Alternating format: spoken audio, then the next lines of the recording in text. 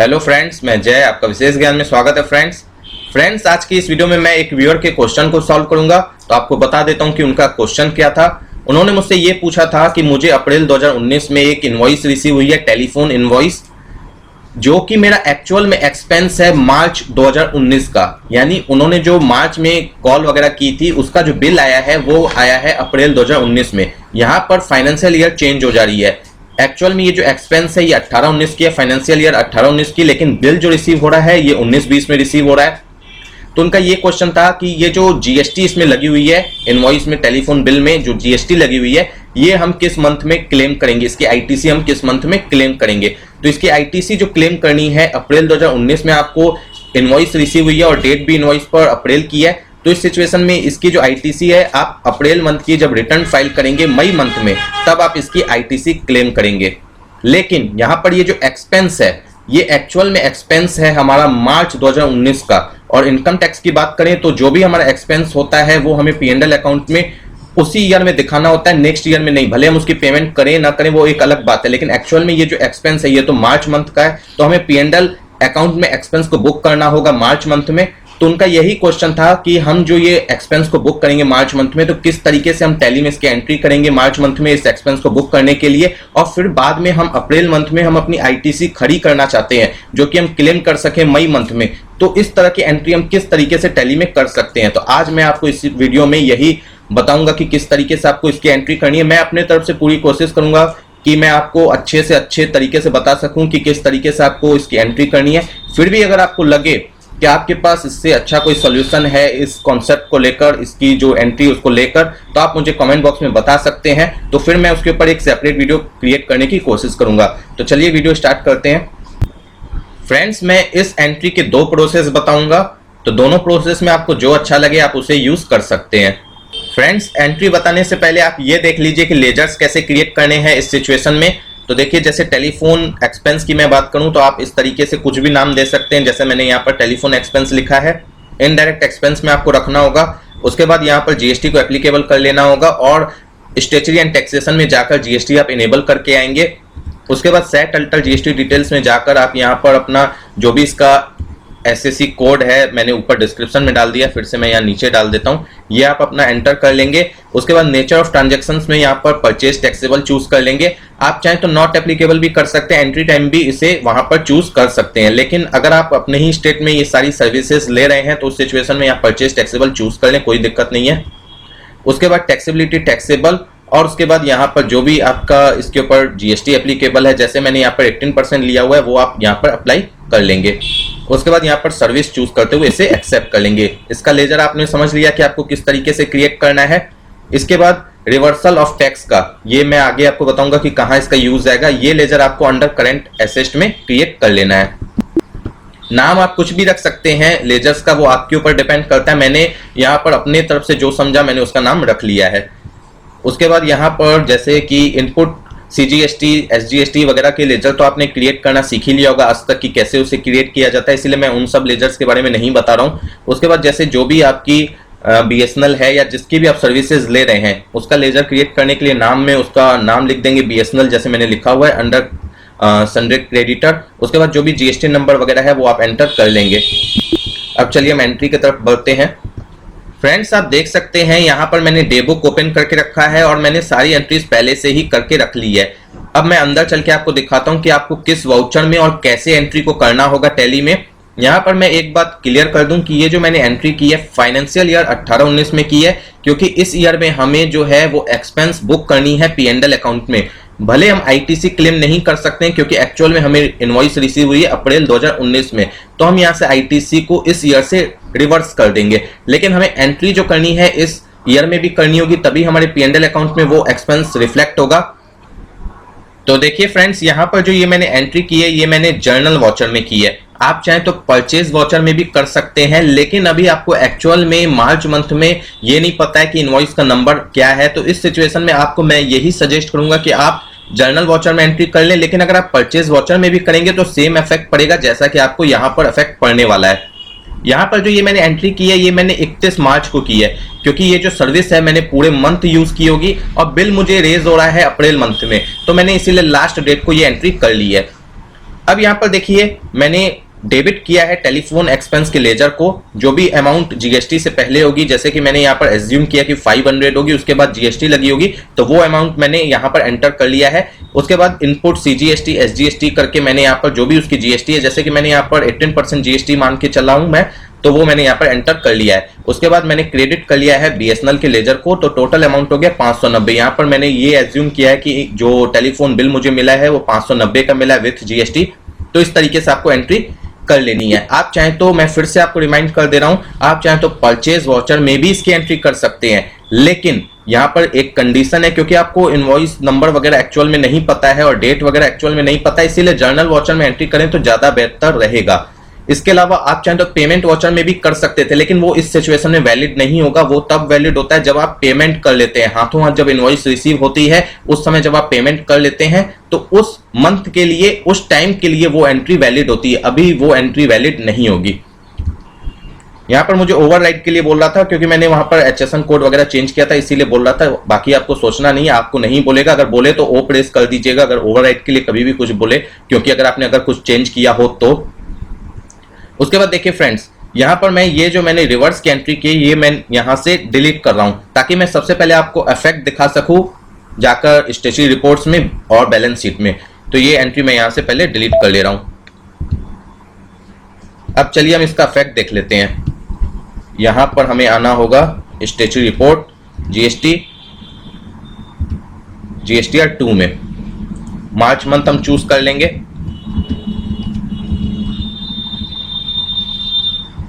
यहां पर देख सकते हैं फ्रेंड्स, आपको B2B इनवॉइसेज में ये जो मुझे सर्विस मैंने रिसीव की है, ये यहां पर आपको रिफ्लेक्ट हो रही है।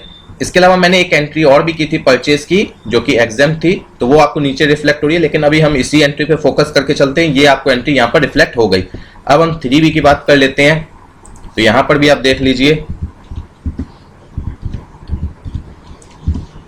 यहां पर आप डिटेल करके चेक कर लीजिए। यहां पर देखिए एलिजिबल आईटीसी 90, उसके बाद ऑल अदर आईटीसी 90 और नेट आईटीसी अवेलेबल 90 आपको यहाँ पर रिफ्लेक्ट हो रही है। तो हमें इससे रिवर्स करना होगा, जो मैंने एंट्री अभी डिलीट की, ताकि मैं आपको इफेक्ट दिखा सकूं। उसके बाद बैलेंस शीट में भी आप चल के देख सकते हैं, ड्यूटीज एंड टैक्सेस आपको यहाँ पर रिफ्लेक्ट हो रहा है, डेबिट साइड 45-45। अब हम इससे रिवर्स करेंगे, तो अब हम रिवर्सल की एंट्री करेंगे, क्योंकि हम आईटीसी तो इस मंथ में क्लेम कर नहीं सकते हैं, क्योंकि हमें इनवॉइस रिसीव हुई है एक्चुअल में अप्रैल मंथ में, तो आईटीसी तो हम वहां क्लेम करेंगे। तो यहाँ पर सिर्फ हमें पीएनएल अकाउंट में इसे बुक करना था। तो चलिए पहले मैं पीएनएल अकाउंट पे आपको दिखा देता हूँ। यहाँ पर देख सकते हैं इनडायरेक्ट एक्सपेंस में आपको रिफ्लेक्ट हो रहा है 500 रुपए डेबिट साइड टेलीफोन एक्सपेंस के नाम से, और बैलेंस शीट में यहाँ पर आपको बीएसएनएल का लेजर रिफ्लेक्ट हो रहा होगा 590 के अमाउंट से। यहाँ पर देख सकते हैं क्रेडिट साइड आपको रिफ्लेक्ट हो रहा है कि इससे पैसे देना बाकी है, क्योंकि एक्चुअल में हमने इससे पैसे दिए तो नहीं है। अब हम आईटीसी रिवर्स करने की एंट्री कर लेते हैं। फ्रेंड्स, ये रिवर्सल की एंट्री फिर से मैंने वापस से कर ली है। ये आपको जर्नल वाउचर में करनी है, लास्ट डेट को ही कर लीजिएगा। मैंने यहाँ पर मार्च 31 को ही कर ली है। यहाँ पर आपको करने के लिए करना क्या होगा, अल्ट के साथ जे प्रेस करना होगा, या बटन बार पे आप स्टेट एडजस्टमेंट देख रहे हैं, इस पर आपको क्लिक करना होगा। यहाँ पर आपको जीएसटी चूज करना होगा। उसके बाद नेचर ऑफ एडजस्टमेंट में reversal of input tax credit choose करना होगा, वो आप यहाँ पर लिस्ट देख सकते हैं। उसके बाद यहाँ पर एडिशनल डिटेल्स में आपको अदर चूज करना होगा। उसके बाद डेबिट करना होगा रिवर्सल ऑफ टैक्स, पूरा अमाउंट जो कि टैक्स का अमाउंट था 90 रुपया। उसके बाद यहाँ पर क्रेडिट करना होगा सीजीएसटी और एसजीएसटी को। यहाँ पर सीजीएसटी 9% आपको रिफ्लेक्ट करना होगा, और किस अमाउंट पर ये टैक्स आ रही है वो आपको यहाँ पर एंटर करना होगा, क्योंकि हमने 500 रुपए के ऊपर 9% कैलकुलेट किया था, तो वो आपको यहाँ पर वैल्यू डालनी पड़ेगी, टैक्सेबल वैल्यू। उसी तरीके से एसजीएसटी में भी आपको सेम करना होगा। उसके बाद इसे आप एक्सेप्ट कर लेंगे। अब इसका इफेक्ट हम देख लेते हैं। हम आ जाते हैं बैलेंस शीट में। यहाँ पर आप देख लीजिए ड्यूटीज एंड टैक्सेस नील हो चुकी है, पूरी आपको ब्लैंक दिखाई दे रही है। आपकी ये जो पार्टी की डिटेल्स है, यानी जो बीएसएनएल का जो लेजर है, ये आपको सही दिखाई दे रहा है क्रेडिट साइड। फ्रेंड्स, आपको पीएनएल में भी यहाँ पर indirect expense same as it है जैसे कि पहले था। यहाँ पर मैं एक बात और बता दूं कि जैसे इनका केस तो ये था कि उन्हें इनवॉइस नेक्स्ट फाइनेंशियल ईयर में रिसीव हो रही है, लेकिन मानकर चलिए आपको इनवॉइस मार्च में ही रिसीव हो जाती है। फॉर एग्जांपल आप यहाँ पर एज्यूम कीजिए कि मार्च में ही इनवॉइस भी रिसीव हो जा रही है, तब तो आपको आईटीसी रिवर्स नहीं करनी होगी। लेकिन आप एक्चुअल में पेमेंट अगर मानकर चलिए मार्च में नहीं कर पाते हैं, तो उस सिचुएशन में आपका जो अमाउंट है जो आपका क्रेडिटर है जिससे आपने वो सर्विस ली है वो आपका बैलेंस शीट में खड़ा रहेगा। जैसे कि अभी बीएसएनएल का मेरा वहां पर खड़ा है अमाउंट 590 रुपए क्रेडिट साइड, वो हमेशा रहेगा जब तक आप पेमेंट नहीं करेंगे सेम मंथ, ठीक है। तो उस समय आपको सिर्फ आईटीसी रिवर्स नहीं करनी होगी। इस केस में आईटीसी रिवर्स कर दी हमने। और अब हम चल के देख लेते हैं स्टैट्यूटरी रिपोर्ट्स। फ्रेंड्स आप यहाँ पर 3B भी देख सकते हैं। 3B में आपको रिफ्लेक्ट हो रहा होगा ऑल अदर आईटीसी 90, फिर आपको आईटीसी रिवर्स में यहाँ पर नीचे में अदर्स में 90 रिफ्लेक्ट हो रहा होगा, और यहाँ पर नेट आईटीसी अवेलेबल यहाँ पर आपको बिल्कुल नील रिफ्लेक्ट हो रहा है। अब हम चलते हैं फाइनेंशियल ईयर 19-20 में और वहां पर देखते हैं कि हमें अब वहां कैसे एंट्रीज को करना पड़ेगा। तो फ्रेंड्स हम आ चुके हैं फाइनेंशियल ईयर 19-20 में। मैंने कंपनी को ऑलरेडी स्प्लिट करके रखा था और यहाँ पर मैंने सारी एंट्रीज पास करके रखी है, जैसा कि आप डे बुक में देख सकते हैं। यहाँ पर देखिए, अब जब मुझे इनवॉइस रिसीव होगी टेलीफोन एक्सपेंस की, तो मैं एंट्री करूंगा अप्रैल मंथ में जिस डेट को भी मुझे वो इनवॉइस रिसीव होगी। तो मैंने यहाँ पर एज्यूम किया है कि मुझे 1 अप्रैल 2019 को इनवॉइस रिसीव हो रही है। और यहाँ पर देख सकते हैं आप, मैंने ये जो एंट्री की है परचेज वाउचर में की है। आप चाहें तो इस केस में भी जर्नल वाउचर का यूज कर सकते हैं, लेकिन वहां पर आप जो इनवॉइस की जो नंबरिंग वगैरह होगी वो आप नहीं डाल पाएंगे। अगर कोई नंबर वगैरह हो इनवॉइस में तो वो आप एंटर नहीं कर पाएंगे, लेकिन आप चाहें तो जर्नल वाउचर का यूज कर सकते हैं। और इसी तरीके से मैंने बोला था कि अगर आप 18-19 में जर्नल वाउचर की जगह परचेज वाउचर यूज करना चाहते हैं तो आप वहां पर भी इस तरीके से कर सकते थे। देखिए यहाँ पर आपको ये जो परचेज वाउचर यूज करना है अकाउंटिंग इनवॉइस मोड में यूज करना है। अल्ट के साथ आई प्रेस करना है यहाँ पर आके, ताकि क्वांटिटी का यहाँ से जो कॉलम है वो हट जाए। आप बटन बार पे भी यहाँ पर देख सकते हैं, जो अभी आपको हाईलाइट नहीं दिखाई दे रहा है आप यहाँ पर भी क्लिक करके इसे कर सकते हैं। इसके बाद यहाँ पर देखिए फ्रेंड्स, आपको पार्टी में चूज कर लेना है बीएसएनएल का लेजर। आपके केस में जो भी रिलीवेंट हो वो आप चूज कर लेंगे। उसके बाद एक्सपेंस का यहाँ पर लेजर चूज करके अमाउंट एंटर कर देना है और सीजीएसटी और एसजीएसटी यहाँ पर एंटर कर लेना है। यहाँ पर ये ऑटोमेटिक कैलकुलेट हो जाएगा सीजीएसटी और एसजीएसटी, क्योंकि आपने जो टेलीफोन एक्सपेंस है वहां पर जीएसटी रेट डिफाइन कर रखा है। उसके बाद इसे एक्सेप्ट कर लेना है। अब हम इसके बाद नेक्स्ट एंट्री करेंगे, क्योंकि फ्रेंड्स ये एंट्री आपको अप्रैल मंथ में करनी पड़ेगी, क्योंकि आपको एक्चुअल में इनवॉइस रिसीव हो रही है अप्रैल मंथ में और आप दिखाना चाहते हैं अपनी टैली में कि ये जो इनवॉइस है कब रिसीव हुई है। इस सिचुएशन में आपको अप्रैल मंथ में इसकी एंट्री करनी पड़ेगी, भले वो एक्सपेंस है आपका मार्च मंथ का। तो वहां पर हमने उसे बुक कर लिया है उस एक्सपेंस को। फ्रेंड्स आप में से बहुत से लोग ये सोच रहे होंगे कि जब मैंने फाइनेंशियल ईयर 18-19 में मार्च में एंट्री की टेलीफोन एक्सपेंस की, तो वहां पर मैंने टैक्सेस के लेजर क्यों लिए, वहां पर जो सीजीएसटी और एसजीएसटी के जो लेजर लिए थे वो मैंने क्यों लिए? क्योंकि मुझे तो सिर्फ एक्सपेंस बुक करनी थी पीएनएल अकाउंट में 500 रुपीज से विदाउट जीएसटी। तो आप में से कई लोग ये सोच रहे होंगे कि मैं तो डायरेक्ट चाहता तो जो 500 रुपीज है टेलीफोन एक्सपेंस के नाम में रिफ्लेक्ट कर देता और मैं जो क्रेडिट है वो बीएसएनएल का लेजर कर देता 500 रुपीज से, तो मेरा तो यहाँ पर मैटर सॉल्व हो जाता, मुझे तो आईटीसी रिवर्स करने की कोई एंट्री नहीं करनी पड़ती। तो यहाँ पर दो सिचुएशंस हैं जिसके कारण मुझे वो करना पड़ा। सबसे पहली बात कि बैलेंस शीट में मुझे 590 रुपए रिफ्लेक्ट करने थे बीएसएनएल के लिए। अगर मैं 500 वहां पर रिफ्लेक्ट करता तो उस सिचुएशन में वहां पर 500 रिफ्लेक्ट होते बीएसएनएल में क्रेडिट साइड, जबकि मुझे वहां पर 590 रुपीज रिफ्लेक्ट करनी थी। सबसे पहली बात। अब आप में से कुछ लोग ये भी बोलेंगे कि तो हम वहां पर टैक्सेस के लेजर नहीं लेते, डायरेक्ट हम 590 रुपीज टेलीफोन एक्सपेंस में रिफ्लेक्ट कर लेते और फिर उसके बाद जो बीएसएनएल का जो हम लेजर वहां पर सेलेक्ट करते तो वहां पर भी डायरेक्ट 590 रुपीज ले लेते, टैक्सेस के लेजर नहीं लेते, ताकि हमें आईटीसी रिवर्स करने की एंट्री उस ईयर में नहीं करनी पड़े। तो सिचुएशन में मैं फ्रेंड्स बता दूं कि जो टेलीफोन एक्सपेंस का जो हमने लेजर क्रिएट किया था वहां पर मैंने जीएसटी को डिफाइन किया हुआ था। अगर आप नहीं भी लेते ना जीएसटी के जो टैक्सेस के लेजर है वो अगर आप एंट्री टाइम नहीं भी लेते तो उस सिचुएशन में आपको 3B में आपकी जो लाइबिलिटी आपकी जो आईटीसी है वो आपको रिफ्लेक्ट होती कि 90 रुपए आपकी आईटीसी है, और आपको 2 में भी वहां पर आईटीसी रिफ्लेक्ट होने लग जाती। चाहे आप लें चाहे नहीं लें, लेकिन आपको स्टैट्यूटरी रिपोर्ट में वो आपको जो आईटीसी है वो रिफ्लेक्ट होने लग जाती। तो इससे अच्छा है कि हम लें और उसके बाद उसे रिवर्स कर लें। तो इसीलिए मैंने ऐसा किया था कि पहले मैंने उसे लिया था फिर रिवर्स कर लिया था उसी ईयर से। तो बहुत से लोग हो सकता है मुझसे वीडियो अपलोड करने के बाद ये क्वेश्चन पूछ लेते, तो इसीलिए मैंने ये बात वीडियो में ही क्लियर कर दी। फ्रेंड्स मैंने फाइनेंशियल ईयर 1920 में अप्रैल मंथ में एक आईटीसी रिवर्स की एंट्री की है, जो कि आपको मेरी स्क्रीन पर रिफ्लेक्ट हो रही होगी जर्नल वाउचर में। ये मैंने क्यों की? आप तो सोच रहे होंगे कि यहाँ पर तो हमें आईटीसी रिवर्स करने की कोई जरूरत नहीं पड़ती, लेकिन फ्रेंड्स यहाँ पर जरूरत है, जिसके कारण मैंने ये एंट्री की है। तो क्या जरूरत है वो मैं आपको बता देता हूँ। इसके पीछे भी दो कारण है। सबसे पहली बात, क्योंकि हमने जो 18-19 में एंट्री की थी तो वहां पर बैलेंस शीट में हमें बीएसएनएल में जो क्रेडिट साइड है वो 590 रुपए रिफ्लेक्ट हो रहा था, लेकिन जब हम 19-20 में आए तो हमने परचेज की एंट्री फिर से कर ली। तो करने के कारण हुआ क्या कि जो बैलेंस शीट है वहां पर हमें बीएसएनएल का अमाउंट 1180 रुपए रिफ्लेक्ट होने लग गया, यानी अमाउंट डबल हो गया, क्योंकि दो बार एंट्री हो चुकी है, एक बार प्रीवियस ईयर में, एक बार करंट ईयर में।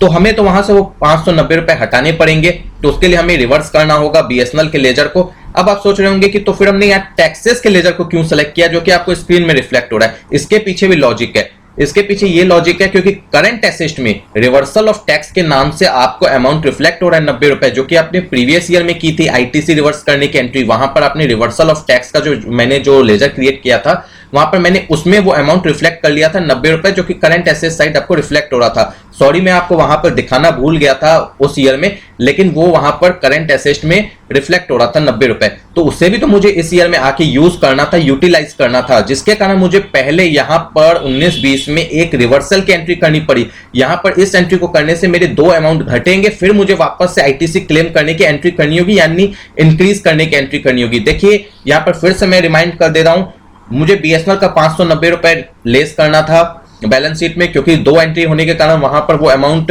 ऐड हो चुका था 590 रुपए फिर से, तो जिसके कारण मुझे ये एंट्री करनी पड़ी। इसके अलावा रिवर्सल ऑफ टैक्स जो मुझे करंट एसेट में रिफ्लेक्ट हो रहा था, जो कि प्रीवियस ईयर में हमने उसे ट्रांसफर किया था आईटीसी रिवर्स करने के टाइम, तो वो हमें यहां पर इस ईयर में यूटिलाइज करना था, जिसके कारण मुझे यहां पर ये जो टैक्सेस के लेजर है इससे भी मुझे यहां पर रिवर्स करनी पड़ गई एंट्री।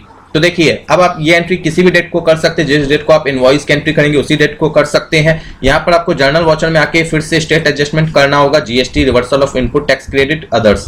उसके बाद आपको यहाँ पर डेबिट करना होगा बीएसएनएल का लेजर 590 रुपए से, क्योंकि आपको 590 रुपए आपको लेस करने हैं बैलेंस शीट से इसका अमाउंट। उसके बाद यहाँ पर अगेंस्ट रेफरेंस ट्रैक कर लेंगे, जो कि परचेज में आपने एंट्री किया उसी के अकॉर्डिंग।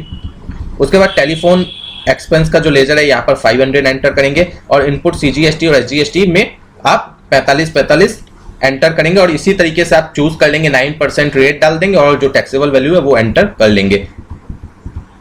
अब इसके बाद ये एंट्री होने के बाद आपका जो बैलेंस शीट है वहां पर आपका जो बीएसएनएल का क्रेडिट साइड है वो अब आपको रिफ्लेक्ट होगा 590 रुपए। वो मैं आपको आगे जाके दिखाऊंगा कि 590 रुपए कैसे रिफ्लेक्ट होगा।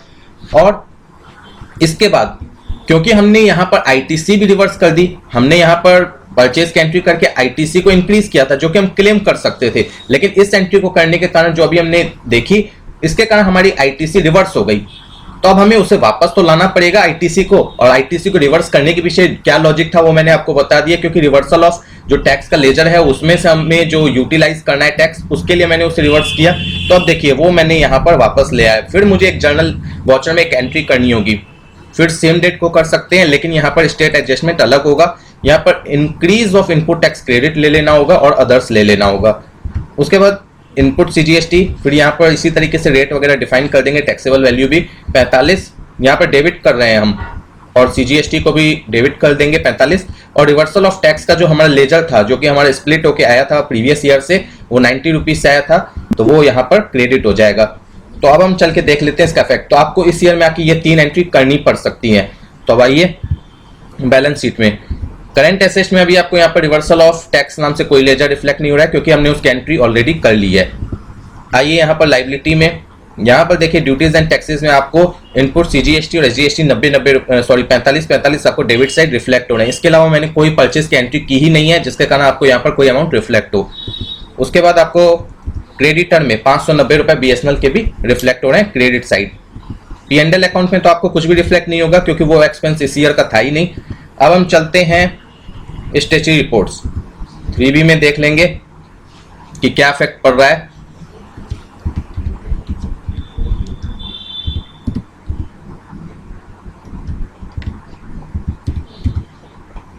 यहां पर डिटेल कर लेते हैं हम। यहां पर देखिए एलिजिबल आईटीसी 90, उसके बाद यहां पर all other ITC 90, net ITC available 90।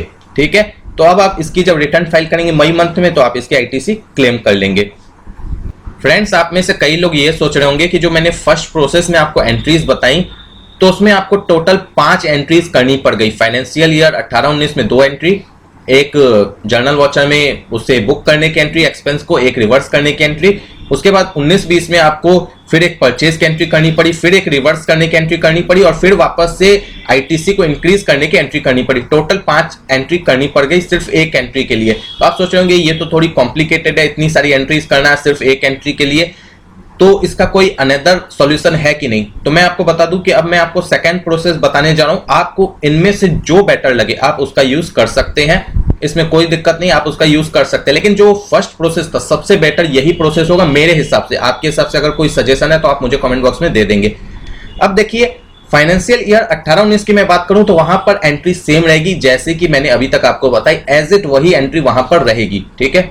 अब मैं 19-20 की बात करूं, करंट ईयर की। करंट ईयर में आपको किस तरीके से एंट्री को चेंज करना है सेकंड प्रोसेस के अकॉर्डिंग।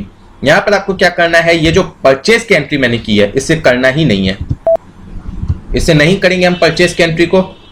यहां पर जो मैंने रिवर्सल की एंट्री की है ये भी मुझे नहीं करनी है, क्योंकि जब मैंने परचेज की एंट्री की नहीं तो मैं रिवर्सल की भी एंट्री क्यों करूं। अब यहां पर मुझे ये जो एंट्री किया मैं इसे भी डिलीट कर रहा हूं। यहां पर मुझे सिर्फ एक एंट्री करनी होगी और हमारी जो आईटीसी है वो हमारी खड़ी हो जाएगी और हम उसे क्लेम कर लेंगे। क्योंकि देखिए फ्रेंड्स, इस ईयर में आपको सिर्फ आईटीसी क्लेम करनी है, क्योंकि आपका जो एक्सपेंस था वो आपने प्रीवियस ईयर में बुक कर लिया है P&L अकाउंट में। बैलेंस शीट में आपका ऑलरेडी अमाउंट रिफ्लेक्ट हो रहा है कि 590 रुपए आपको जो BSNL ऑफिस है या जो BSNL डिपार्टमेंट है उसे आपको देना है, वो अभी भी आपको रिफ्लेक्ट हो रहा है करंट ईयर में। आप चल के देख भी सकते हैं, यहाँ पर आपको बैलेंस शीट में 590 रुपए रिफ्लेक्ट हो रहा है। सिर्फ आपको आपकी जो आईटीसी है वो रिफ्लेक्ट नहीं हो रही है, तो उसके लिए आपको यहाँ पर करंट एसेट्स में रिवर्सल ऑफ टैक्स रिफ्लेक्ट हो रहा है, जो कि आपने प्रीवियस ईयर में रिवर्सल की एंट्री की थी। अब हम सिर्फ यहाँ पर इसे यूटिलाइज कर लेंगे, सिर्फ हमें इसे यूटिलाइज करने की एंट्री करनी है और हमारी आईटीसी खड़ी हो जाएगी और हम उसे क्लेम कर सकते हैं। तो देखते हैं कि उसकी एंट्री कैसे करनी होगी। तो देखिए फ्रेंड्स, इसकी एंट्री आपको कैसे करनी है। जर्नल वाउचर में आपको आना है, स्टेट एडजस्टमेंट पर क्लिक कर लेना है, अल्ट के साथ जे भी प्रेस कर सकते हैं, increase of input tax credit और अदर चूज कर लेना है। उसके बाद इनपुट CGST ले लेना है, 9% यहाँ पर डिफाइन कर देना है, टैक्सेबल वैल्यू डिफाइन कर देना है और 45 आपको इनपुट CGST और SGST में ले लेना है। उसके बाद क्रेडिट करना है रिवर्सल ऑफ टैक्स को 90 रुपीज से। तो आप देख सकते हैं रिवर्सल ऑफ टैक्स के नीचे आपको जीरो अमाउंट रिफ्लेक्ट हो रहा है। चलिए हम बैलेंस शीट भी चेक कर लेते हैं। यहाँ पर आपको आईटीसी रिफ्लेक्ट हो रही है, इनपुट CGST और SGST 45। आपका जो BSNL का जो क्रेडिट है वो आपको सेम रिफ्लेक्ट हो रहा है 590 रुपए। इसके अलावा आपको करंट एसेट में यहाँ पर जो रिवर्सल ऑफ टैक्स का जो लेजर था वो भी यहाँ से हट चुका है। तो देखिए फ्रेंड्स, इस कंडीशन में सिर्फ आपको एक ही एंट्री करनी पड़ी और बाकी कोई एंट्री करनी नहीं पड़ी, आपका अमाउंट वहां रिफ्लेक्ट होने लग गया। लेकिन यहाँ पर सिर्फ एक छोटी सी प्रॉब्लम है कि इस कंडीशन में अगर आप इस तरीके से करते हैं कि आप इतनी कॉम्प्लिकेटेड एंट्रीज नहीं कर सकते हैं, अगर आप इस तरीके से करते हैं तो आपको जो 3B है वो खुद से फाइल करनी पड़ेगी। क्योंकि आपको पता होगा कि 3B में जब तक हमारे पास आईटीसी नहीं होती है तब तक हम वहां पर जो रिवर्स है वो नहीं कर सकते हैं। जब तक हमारे पास आईटीसी जिस मंथ में नहीं होती है, 1 रुपए भी आईटीसी नहीं है, तो हम उस मंथ में रिवर्सल की एंट्री नहीं कर सकते हैं, क्योंकि जो GST पोर्टल है वहां पर माइनस में फिगर नहीं ली जाती है। तो क्योंकि हमने यहाँ पर आईटीसी को तो इंक्रीज किया नहीं, क्योंकि हमने यहाँ पर डायरेक्ट जो है आईटीसी इंक्रीज की है पुराने लेजर से, यहाँ पर हमने कोई परचेज वगैरह की एंट्री नहीं की है। हाँ, अगर आपने इस मंथ में कोई परचेज की एंट्री कर ली, कोई भी अनदर परचेज जो आप अपने बिजनेस के लिए यूज करते, तब आपकी ये एंट्री बिल्कुल वैलिड है, कोई दिक्कत नहीं है। लेकिन यहाँ पर अभी फिलहाल मेरे केस में मैंने कोई भी एंट्री नहीं किया परचेज की, डायरेक्ट मैंने यहाँ पर जो हमारा रिवर्सल ऑफ टैक्स था जो हमारा लेजर बैलेंस शीट में रिफ्लेक्ट हो रहा था उसकी जो यूटिलाइजेशन है उसकी सिर्फ एंट्री कर ली। यहाँ पर इनपुट टैक्स क्रेडिट को हमने यहाँ पर इंक्रीज कर लिया है, जिसके कारण आपको यहाँ पर बैलेंस शीट में माइनस में फिगर रिफ्लेक्ट होगा। मैं यहाँ पर डिटेल कर ले रहा हूँ, तो माइनस में फिगर नहीं लेता है GST पोर्टल। तो अगर आप इसके थ्रू टैली के थ्रू रिटर्न फाइल करना चाहेंगे इस कंडीशन में तो आपकी नहीं होगी, क्योंकि वहां पर माइनस फिगर एक्सेप्ट नहीं किया जाएगा। यहाँ पर आप देख सकते हैं नेट आईटीसी तो आपको 90 रुपए रिफ्लेक्ट हो रही है, लेकिन आपका यहाँ पर एलिजिबल आईटीसी 90 रुपए रिफ्लेक्ट हो रही है, फिर माइनस में आपको अदर में 90 रुपीज यहाँ पर रिफ्लेक्ट हो रही है। इस तरीके से रिफ्लेक्ट हो रही है, जिसके कारण आपका GST पोर्टल इसे एक्सेप्ट नहीं करेगा। लेकिन आपके केस में अगर परचेज की एंट्री है, कुछ भी आपने परचेज किया और उसकी एंट्री आपकी 3B में रिफ्लेक्ट हो रही है, तो उस कंडीशन में आपको यहाँ पर ये माइनस में नहीं रिफ्लेक्ट होगा, जिसके कारण आप GST पोर्टल में डायरेक्ट टैली के थ्रू भी इससे फाइल कर सकते हैं। तो फ्रेंड्स, मेरे तरफ से ये दोनों सजेशन है, दोनों में से कोई भी एक एंट्री आप कर सकते हैं, लेकिन फर्स्ट एंट्री सबसे प्रॉपर एंट्री है। लेकिन वहां पर थोड़ी कॉम्प्लिकेटेड चीज इसलिए क्योंकि आपको 5 एंट्रीज करनी पड़ सकती है सिर्फ एक छोटी सी एंट्री करने के लिए। तो अगर आपको इसमें से जो भी अच्छा लगे आप उसे कर सकते हैं। और अगर आपको मेरी ये वीडियो पसंद आई तो प्लीज वीडियो को लाइक कीजिएगा। मेरे चैनल को अगर आपने अभी तक सब्सक्राइब नहीं किया तो प्लीज सब्सक्राइब भी कर लीजिएगा, और हो सके तो इसे अपने फ्रेंड्स के साथ जरूर शेयर कीजिएगा। Thank you friends.